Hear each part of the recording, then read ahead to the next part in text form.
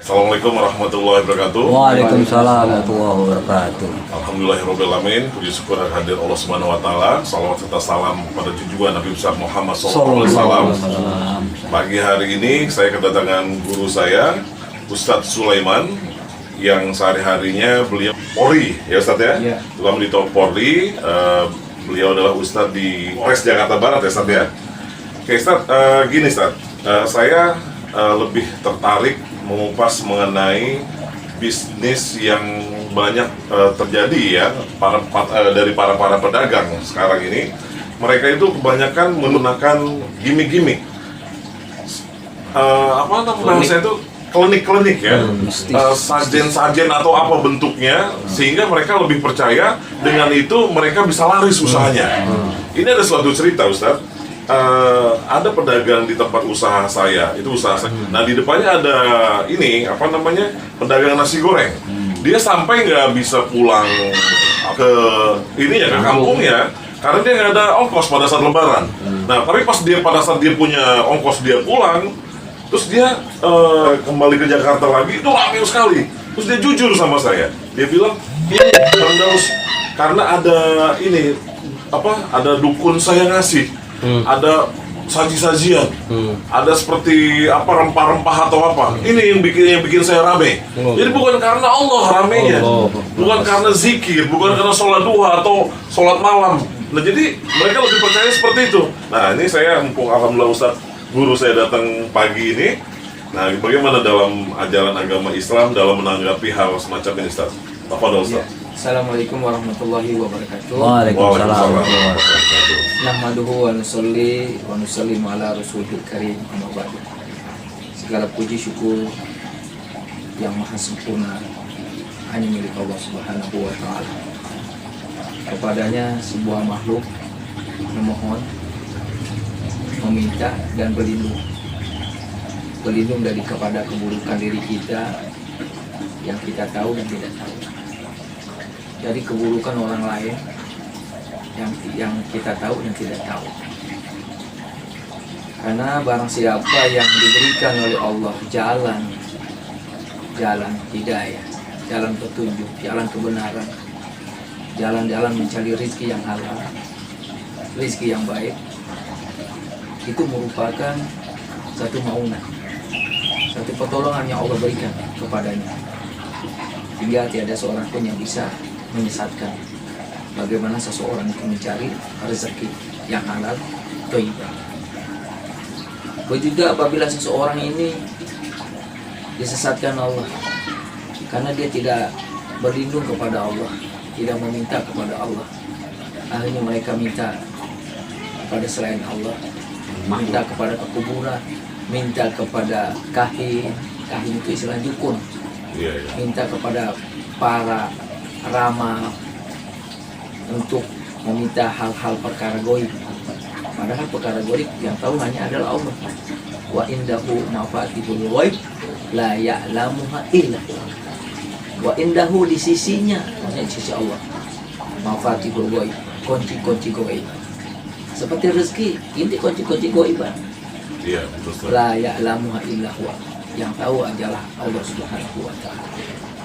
Maka kalau orang itu minta cari rezeki, biar bikinnya laris, dagangannya laris, agar buka usaha nggak sepi, dia minta kepada selain Allah Subhanahu wa taala, berarti orang ini sudah disesatkan oleh dirinya, kemudian disesatkan oleh Allah Subhanahu wa taala.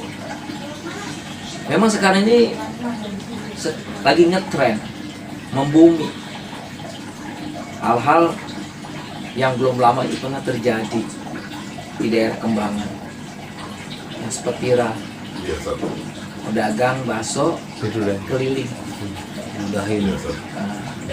Satu ketika ada seorang ibu mau beli bakso, dia perintahkan kepada anak.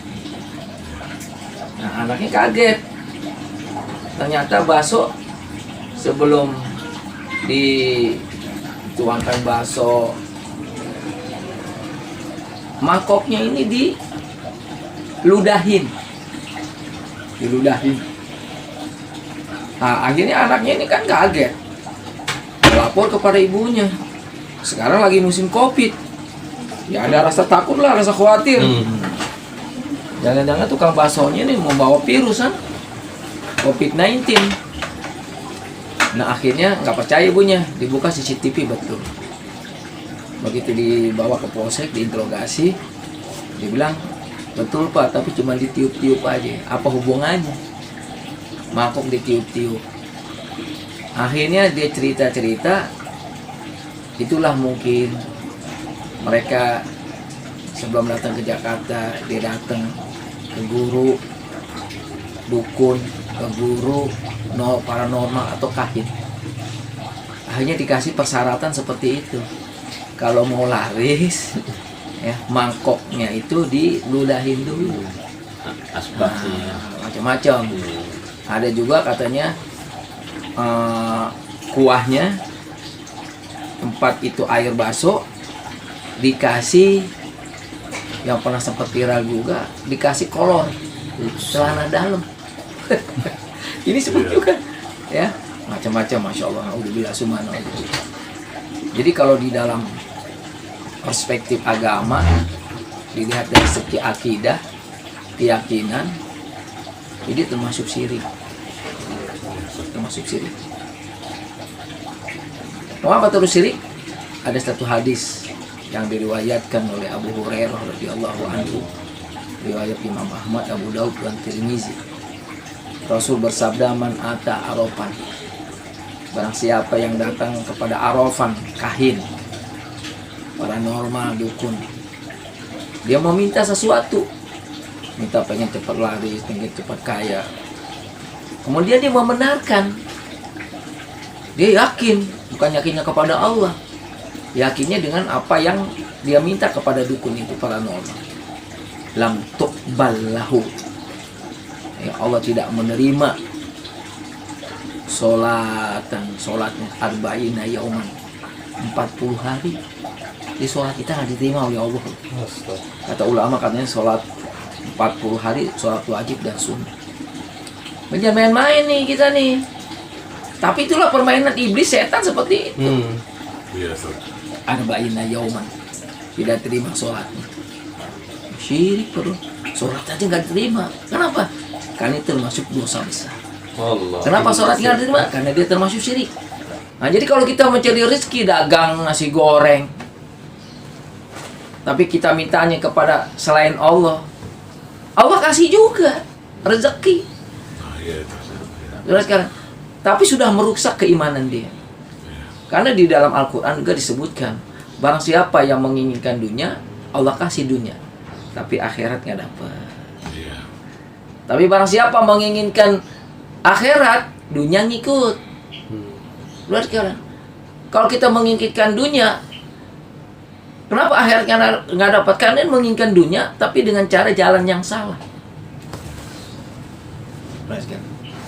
Nah, itu tidak halal. Allah perintahkan dalam Al-Quran, ya ayuhanas kullu lima fil ardi halalan thayyiban. Hai manusia, makanlah olehmu apa yang dimiliki dengan halal dan baik. Taruhlah dagang nasinya halal, nggak bercampur dengan babi minyaknya, atau ayamnya tidak bercampur dengan ayam tiren, ya. Tapi tidak toib, tidak toibnya apa? Dia mintanya, caranya bukan kepada Allah, mintanya kepada dukun. Jadi itu termasuk syirik, dosa besar. Ya.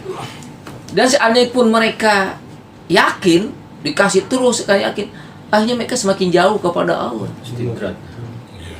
Semakin jauh kepada Allah, semakin jauh. Makanya Allah tekankan lagi, fa idza sa'alta fas'alillah, fa idza sta'anta fasta'in billah. Nah, perhatikan nih. Fa idza sa'alta fas'alillah, fa idza sta'anta fasta'in billah. Hai Ibnu Abbas, kalau kau minta, hanya minta kepada Allah, jangan minta kepada selain Allah. Kalau engkau berlindung, hanya berlindung kepada Allah, jangan kepada selain Allah. Kalau kita minta kepada selain Allah, saudara sekalian, itu bisa merusak keyakinan, merusak keimanan, merusak akidah. Kenapa? Karena namanya makhluk selain Allah nggak bisa apa-apa. Semua nih makhluk berhajat kepada Allah. Sekarang nggak jauh-jauh dia pedagang. Dia dagangnya laris dengan minta itu. Tetap kalau takir juga rezeki dia. Iya. Kalau saya pedagang sampai dia laris, bisa dia menjadi konglomerat. Iya, Ustaz. Atau dia menjadi punya rumah miliaran. Enggak juga. Kalau sudah baca rezekinya, sudah sekalian.